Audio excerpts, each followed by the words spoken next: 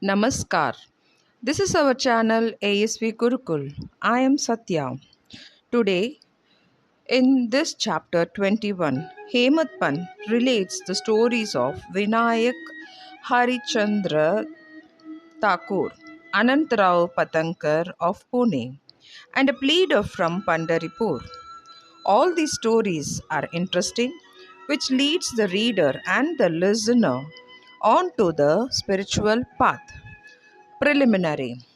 It is a general rule that it is our good luck in the form of accumulation of merits of past births that enables us to seek the company of saints and benefit thereby. As an illustration of this rule, Hemant Pant gives his own instance. He was a resident magistrate of Bandra, a suburb of Mumbai, for many years. A famous Mohammed saint named Pir Maulana was living there, and many Hindus, Parsis, and many others who followed different religion used to go to him and take his darshan. His Mujawar, the priest by name Yunus, pressed Hemant Pant many a time for going to see him, but for one reason or the other, he was not able to see him. After many years, his turn came and he was called to Shirdi, where he was permanently enrolled in Sai Baba's Darbar. Unfortunate fellows do not get such contact of the saints. It is only the fortunate ones that get it. Institution of saints. There have been institutions of saints in this world from time immemorial. Various saints appear incarnate themselves in various places to carry out the missions allotted to them. But though they work in different places, they are, as it were, one. They work in unison under the common authority of the Almighty Lord and know fully well what each of them is doing in his place and supplement his work where necessary. An instance illustration this is given below. Mr. Thakur, Mr. V.H. Thakur B.A. was a clerk in the revenue department and he once came to the town named Vadgaon near Belgaon, the South Mysore country, along with a survey party. There he saw a Kanaresi saint and bowed before him. The saint was explaining a portion of the book Vichar Shagar of Nishal Das, a standard work of Vedanta, to the audience. When the Thakur was taking his leave to go, he said to him, "You should study this book. If you do so, your desires will be fulfilled. And when you go to the north, in the discharge of your duties in future, you will come across a great saint by your fortune. And then he will show you the future path and give rest to your mind and make you happy." Then he was transferred to Junar, where he had to go by crossing Nan Ghat. This ghat was very steep and difficult, and no other conveyance other than a buffalo was of use in crossing it. So he had to take buffalo ride through the ghat, which was much inconvenient to him.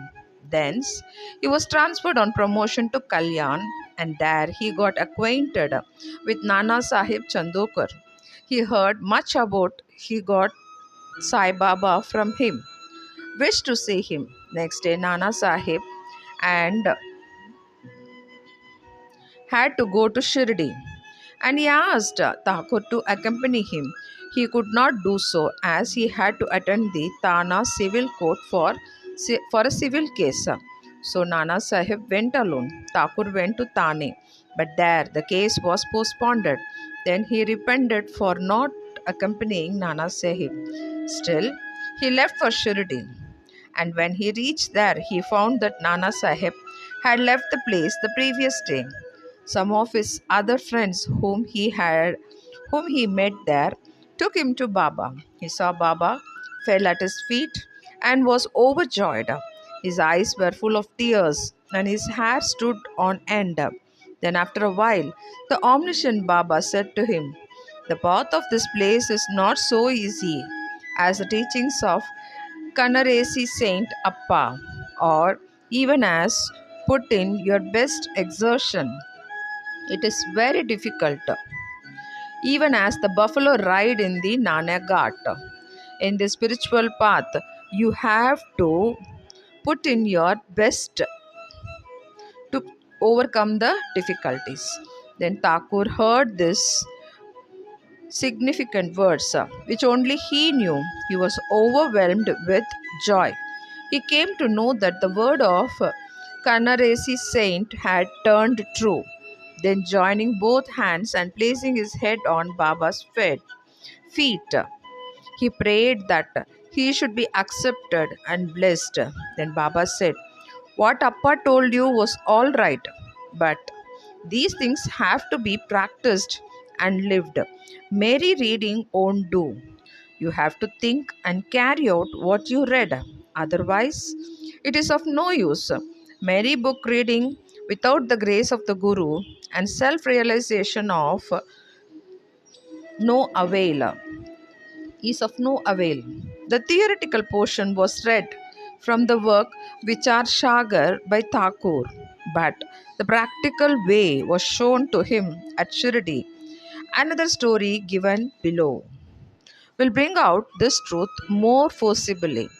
Anantrao Patankar, one gentleman from Pune, by the name Anantrao Patankar, wished to see Baba. He came to Shirdi and took Baba's darshan. His eyes were satisfied and he was much pleased. He fell at Baba's feet and, after performing proper worship, said to Baba, "I have read a lot, studied Vedas, Vedants, and Upanishads, and heard all the Puranas, but still I have not got any peace of mind. So I think all my readings were useless. Simple, ignorant, devout persons are better than myself. Unless the mind became calm, book learning is of no avail. I have heard from many people that you easily give peace of mind to so many people by your merry glance and potent word. So I have come here. Please take pity on me and bless me." Then Baba told him a parable which was as follows: Parable of 9 balls of stool. Navavida Bhakti. Once a merchant came here. Before him a mare passed her tool, 9 balls of stool. The merchant, intent on his quest, spread the end of his dhotar and gathered all the 9 balls in it, and thus he got concentration, peace of mind. Mr. Patankar could not make out the meaning of this story, so he asked Ganesh Damodar alias Dada Kelkar, "What does Baba mean by this?" He replied, "I too do not know all that Baba says and means, sir. But at his inspiration, I say what I come to know. The maid of God's grace and the 9 balls excreted are the 9 forms or types of bhakti. Shravana, that is hearing; Kirtan, praying; Smarana, remembering; Pada Seva, resorting to the feet; Archan, worship; Namaskar, bowing; Dasya, Seva; Shakyam, friendship; Atmanivedi, surrender of the self. These are the 9 types of bhakti. In any of this is faithfully followed, Lord Hari will be pleased and manifest himself in the home of the devotees. All the sadhanas, japa, that is vocal worship, tapa, penance, yoga practice, and studying scriptures and expounding them are quite useless unless they are accompanied by the bhakti, that is devotion.